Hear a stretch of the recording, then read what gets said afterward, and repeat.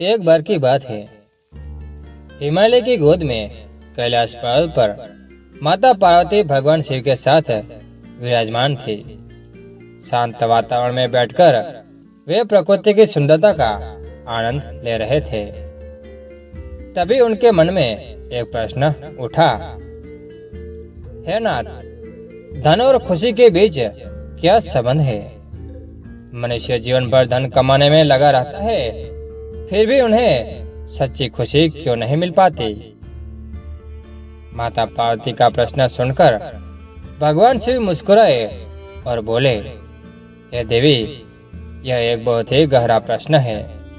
मनुष्य जीवन भर इसी भ्रम में रहता है कि धन से उसे सारी खुशियां मिल जाएगी, लेकिन यह सच नहीं है। धन तो केवल एक साधन है, खुशी का कारण नहीं। माता पार्वती ने पूछा, फिर सच्ची खुशी कहाँ से मिलती है? भगवान शिव ने उत्तर दिया, हे देवी, सच्ची खुशी तो हमारे अंदर ही होती है। इसे किसी बाहरी चीज से नहीं खरीदा जा सकता। धन से तो हमारी कुछ जरूरतें पूरी तो हो सकती है, लेकिन यह हमें सच्ची शांति और संतुष्टि नहीं दे सकता। तभी माता पार्वती ने एक और प्रश्न पूछा, हे नाथ, आपने कहा था कि समय बहुत कीमती है, लेकिन समय का महत्व क्यों है? भगवान शिव ने कहा, हे देवी, समय एक ऐसा उपहार है जो मनुष्यों को एक बार ही मिलता है। इसे मनुष्य कभी वापस नहीं ला सकते। समय का सदुपयोग करना बहुत जरूरी है। अगर मनुष्य अपना समय बर्बाद कर देंगे तो वह अपने जीवन के लक्ष्यों को कभी प्राप्त नहीं कर पाएंगे। माता पार्वती ने पूछा, नाथ, समय का सदुपयोग मनुष्य कैसे करेंगे? भगवान शिव माता पार्वती के प्रश्नों को सुनकर मुस्कुराए। उन्होंने कहा, देवी, यह प्रश्न बहुत ही गहरा है। इनका उत्तर देने के लिए हमें थोड़ा पीछे जाना होगा। लेकिन देवी, जो भी मनुष्य इस कथा को पूरे ध्यान से सुनेगा तो वह कभी भी समय बर्बाद नहीं करेगा और जीवन में आगे बढ़ पाएगा। एक बार की बात है, एक सुंदर से गांव में एक साधु रहते थे। वे बहुत ही ज्ञानी और अनुभवी थे। गांव के लोग उनकी बहुत इज्जत करते थे। एक दिन गांव के कुछ युवक साधु के पास गए और उनसे पूछा, महाराज, हमेशा यह कहा जाता है कि समय बहुत कीमती है, लेकिन हम समझ नहीं पाते कि आखिर समय इतना कीमती क्यों है। कृपया इस सवाल का जवाब दीजिए। साधु महाराज मुस्कुराए और बोले, बेटा, मैं तुम्हें एक कहानी सुनाता हूँ। एक बार एक राजा था। उसके पास बहुत सारे सोना चांदी और हीरे जवाहरात थे, लेकिन उनके पास समय बहुत कम था। वह हमेशा यह सोचता रहता था कि उसके पास समय बहुत कम है। उसने अपने सारे खजाने को एक बड़े से कमरे में रख दिया और हर रोज उस कमरे में जाकर अपने खजाने को देखता रहता था, लेकिन वह कभी भी अपने खजाने का आनंद नहीं ले पाया। राजा के पास भले ही असंख्य धन दौलत थी, लेकिन उसके मन में हमेशा एक खालीपन सा रहता था। वह अपने खजाने को देखकर संतुष्ट नहीं हो पाता था। कारण यह था कि उसने कभी यह नहीं सीखा था कि धन से सच्ची खुशी कैसे मिलती है। वह हमेशा अधिक से अधिक धन अर्जित करने में लगा रहता था, जिसके कारण उसके पास अपने परिवार और दोस्तों के लिए समय नहीं बचता था। वह अपने खजाने को देखकर तो संतुष्ट होता था, लेकिन जब वह अकेला होता था तो उसे एहसास होता था कि धन उसके जीवन में खालीपन को नहीं भर सकता। राजा लगातार तनाव में रहता था। वह अपने खजाने को सुरक्षित रखने की चिंता में हमेशा परेशान रहा करता था। वह दिन रात काम करता रहता था और अपने स्वास्थ्य का ध्यान नहीं रखता था। इसी कारण कुछ समय बाद राजा बीमार पड़ गया। उसके पास अब बहुत सारा समय था, लेकिन उसके पास कोई खजाना नहीं था। वह अपने खजाने को याद करके बहुत पछताता रहता था।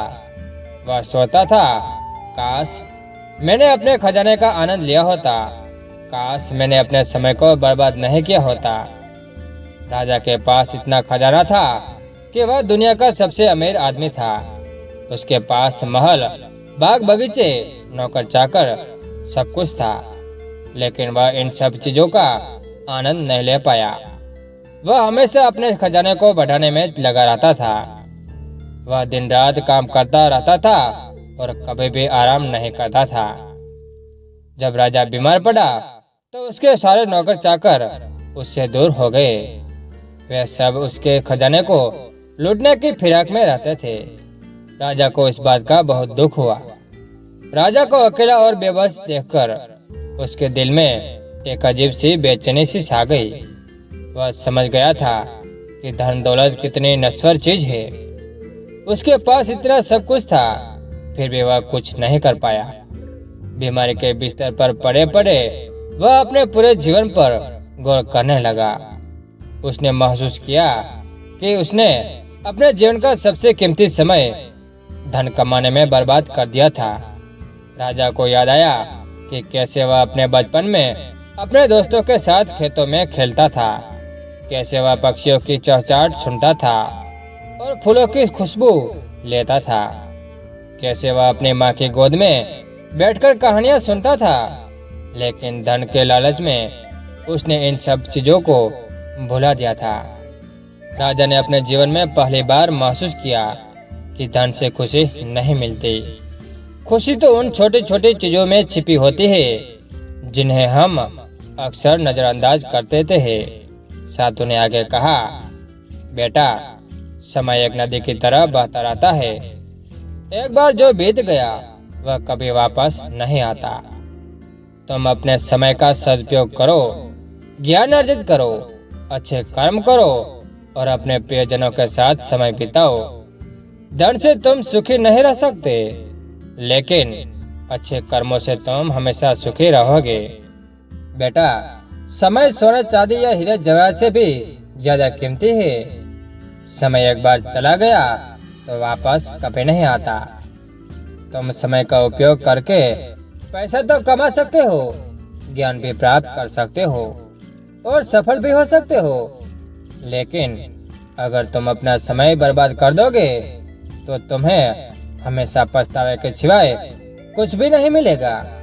जैसे राजा ने अपने खजाने का आनंद नहीं ले पाया, वैसे ही तुम भी अगर अपना समय बर्बाद कर दोगे तो तुम अपने जीवन का आनंद नहीं ले पाओगे। इसलिए तुम्हें अपने समय का सदुपयोग करना चाहिए। युवक ने साधु की बातों को ध्यान से सुना। उन्हें साधु की बातें बहुत अच्छी लगी। उन्होंने साधु से पूछा, महाराज, हम अपने समय का सदुपयोग कैसे कर सकते हैं? साधु ने कहा, बेटा, अपने समय का सदुपयोग करने के लिए तुम्हें कुछ बातों का ध्यान रखना होगा। सबसे पहले तुम्हें अपने जीवन में एक लक्ष्य निर्धारित करना होगा। जब तुम्हारे पास एक लक्ष्य होगा तो तुम जान पाओगे कि तुम्हें अपने समय का उपयोग इस काम में करना है। दूसरी बात, तुम्हें अपनी योजनाओं को समय पर पूरा करना होगा। अगर तुम अपनी योजनाओं को समय पर पूरा नहीं करोगे तो तुम्हारा बहुत समय बर्बाद होगा। तीसरी बात, तुम्हें उन कामों से बचना चाहिए जो तुम्हारा समय बर्बाद करते हैं, जैसे कि सोशल मीडिया पर बहुत समय बिताना, टीवी देखना या बेकार की बातें करना। चौथी बात, तुम्हें अपने स्वास्थ्य का ध्यान रखना चाहिए। अगर तुम स्वस्थ रहोगे तो तुम अपने काम को अच्छे से कर पाओगे। और पांचवी बात, तुम्हें अपने परिवार और दोस्तों के साथ समय बिताना चाहिए, क्योंकि परिवार और दोस्त ही तुम्हारे जीवन की सबसे बड़ी संपत्ति है। युवक साधु की बातों को सुनकर बहुत खुश हुए। उन्होंने साधु को धन्यवाद दिया और अपने घर की ओर चले गए। देवी, उस दिन के बाद से युवक अपने समय का सदुपयोग करने लगे। उन्होंने अपने जीवन में एक लक्ष्य निर्धारित किया और अपनी योजनाओं को समय पर पूरा करने लगे। उन्होंने उन कामों से बचना शुरू कर दिया जो उनका समय बर्बाद करते थे। उन्होंने अपने स्वास्थ्य का ध्यान रखा और अपने परिवार और दोस्तों के साथ समय बिताना शुरू कर दिया। देवी, कुछ समय बाद वे युवक बहुत सफल हो गए। उन्होंने अपने जीवन में बहुत कुछ हासिल किया और जब भी उन्हें समय मिलता था वे साधु के पास जाकर उनसे मिलते थे। हे देवी, धन और खुशी का सीधा संबंध नहीं होता है। धन से हमारी सभी इच्छाएं पूरी नहीं हो सकती। खुशी तो हमारे मन की स्थिति पर निर्भर करती है। अगर हमारा मन शांत है तो हम धनवान नहीं होंगे, फिर भी हम खुश रह सकते हैं। और अगर हमारा मन अशांत है तो हम धनवान होने के बावजूद दुखी रह सकते हैं। देवी, समय एक बहुत ही कीमती चीज है। इसे एक बार खो देने पर इसे वापस नहीं लाया जा सकता। समय का सदुपयोग करना बहुत जरूरी है। अगर मनुष्य को दिया गया समय बर्बाद कर देंगे तो मनुष्य अपने जीवन में कुछ भी हासिल नहीं कर पाएंगे। माता पार्वती भगवान शिव की बातों को ध्यान से सुन रही थी। उन्हें भगवान शिव की बातें बहुत अच्छी लगी।